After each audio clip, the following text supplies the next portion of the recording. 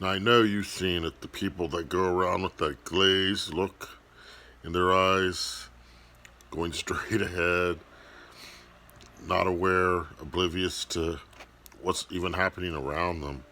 You see more and more of that now, don't you? People just almost in a haze or a cloud. And this is why I believe that America is totally unprepared for war. I was thinking today about how during World War II in Britain, in London, particularly London, they were always under air attack, bombs being dropped constantly. I remember some very graphic footage of St. Paul's getting hit. But that's a big cathedral in London. But the thing is, the people, what was amazing is the people adapted. You know, it must have been horrendous at first getting used to it. But they actually almost tried to live normal, somewhat normal lives within very abnormal situation because they spent a lot of their times in bomb shelters. They heard the sirens going off and they had to go to the bomb shelter unless they had something in near their home, you know, or in their home that was secure. But that's why they had so many bomb shelters in London. But what an abnormal life! But you're going about your business. You're doing your shopping. You're working or whatever, and then there goes the sirens, and you have to go into the bomb shelter. But they learn to live in an abnormal situation, and the reason I bring that up is because I think, although we're not in that kind of situation yet, fortunately, we are living on the edge all the time.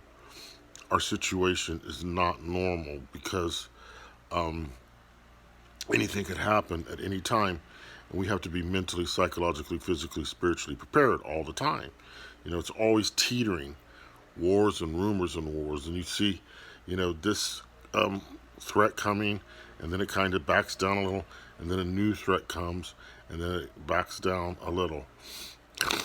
But you know it's inevitable. Why is it inevitable? Because I've said before, man's not repenting. Man's not turning back to God. So war is inevitable. And there's another reason it's inevitable, is because this is the easiest way that you can bring in a reset. This is the easiest way you can bring in a new world order by getting rid of the old and bringing in the new. Blow it up, basically.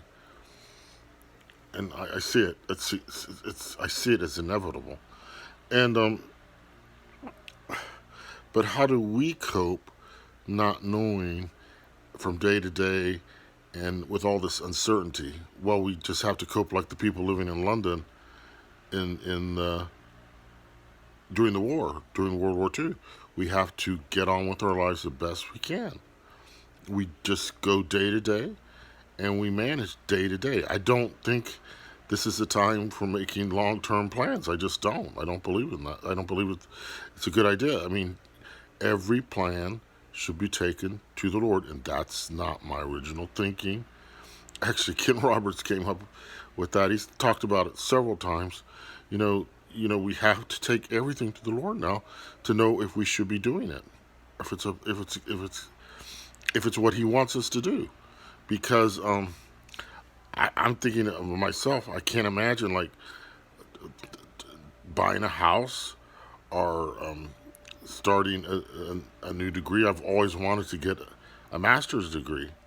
I don't know. I mean, just maybe I should just one day at a time type thing. But I don't do the long term planning now at all. But I doubt they did in London. But they went on with their lives.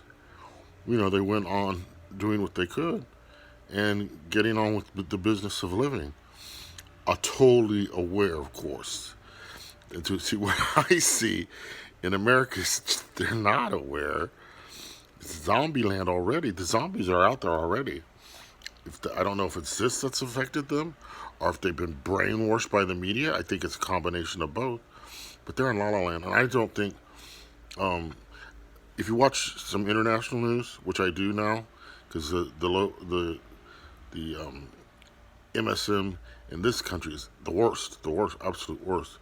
But if you watch some international news, they actually report a little bit more on what's happening, say between Ukraine and Russia, and with China and China's buildup and all these other things, and North Korea. There's another one, another how shall I say it, loose cannon that we have to keep an eye out on. And bottom line is, this country will not be prepared when war does break out, and and it will be sudden. And I'm not afraid. Well, that's a little bit. I don't want it. I don't want it like that because I've not been in. None of us, fortunately, have been in a nuclear war. Let's be grateful for that. But I'm not prepared for that, and I'm not prepared for the fallout at all. So, but what I'm saying is, I don't think they even know that there's a threat. Can you imagine that? At least when World War II was happening, they saw what Hitler was doing. They knew that something was imminent. They saw him taking country after country. Oh my goodness! I'm sorry. I had a good, I had a good dinner tonight. It's telling. It's telling. Whoops. I can't do a whole new video because of that. Anyway, sorry. The thing is, they saw what he was up to, and they knew if he continued, kept pushing the envelope, other countries were going to be drawn into it, and it was going to become a global conflict, which of course it did. But not in this country. Not now. And yet it's so imminent. It could happen tomorrow. It could happen tonight. And we're awake, we're aware, but most of the world is totally not prepared. Most of Americans are not prepared. I think people in other parts of the world are more prepared than America is prepared for what's coming to America. So, but I think it's a good thing to recognize that we can't control what's happening, and we can't. We're not to live in fear, of course. We've said that before, but we can't control the uncertainty. But if we look at the example of people before us, how they managed to somehow get on with life, get on with the business of living, and make it seem almost normal. Of course, in World War II, Britain, they did not have all this and all this insanity going on, and the agenda of Satan going full steam ahead. So that is a difference too. But what do you think? Do you think America is ready? No.